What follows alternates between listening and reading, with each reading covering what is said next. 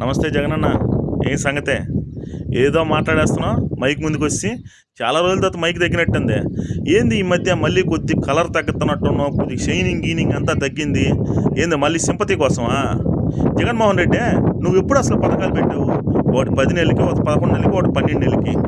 ఏమే 3 నెలలు అయింది పార్టీ వచ్చి, అయినా సరే అన్నా క్యాంటీన్లు పెట్టిల్లా, అయినా సరే ఫంక్షన్ ఇచ్చిల్లా, అయినా సరే అభివృద్ధి కార్యక్రమాలు మొదలు పెడుతున్నారు కదా, అయినా సరే విజయవాడలో అంత పెద్ద వరదలు వచ్చినప్పుడు నీలాంటోడు గత 5 సంవత్సరాల్లో ఎటువంటి వరదలు ముప్పులు అవి వచ్చినా సరే కనీసం నీళ్ళల్లో కూడా దిగల.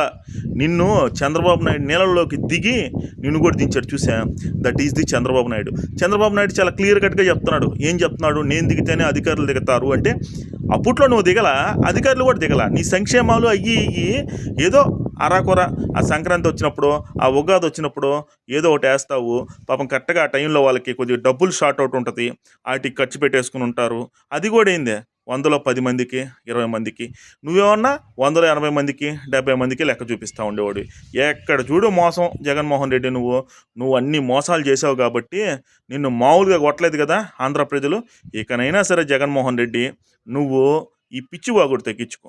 ఏమంటున్నావు మైక్ ముందు? ఇదిగో 15,000, అదిగో 15,000 అని చెప్పి టీడీపీ వాళ్ళు చెప్పారంటే, స్వయానా నీ భార్య ఏం చెప్పిందా? అమ్మ ఇంట్లో ఎంతమంది ఉంటే అంతమందికి అమ్మఒడని చెప్పిందా? చేసావా? ఇలాంటి ఏం చెయ్యవు, ఇలాంటి ఏం చెందలేదు. అందుకని నిన్ను 11 సీట్లు ఇచ్చి కూర్చోబెడితే ఏ మొహం పెట్టుకుని సిగ్గు శరం లేకుండా మాట్లాడుతున్నావు. 5 రూపాయలకు భోజనం పెడుతున్నాడు చంద్రబాబు నాయుడు.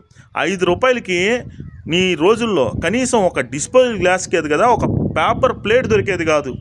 ఆ విధంగా రాష్ట్రాన్ని తయారు చేసావు. ఆ విధంగా వ్యాపారస్తులు రోడ్డు మీద పడ్డారు నీ దయ వల్ల. చెత్తక పొన్నేసిన చెత్త ముఖ్యమంత్రి నువ్వు.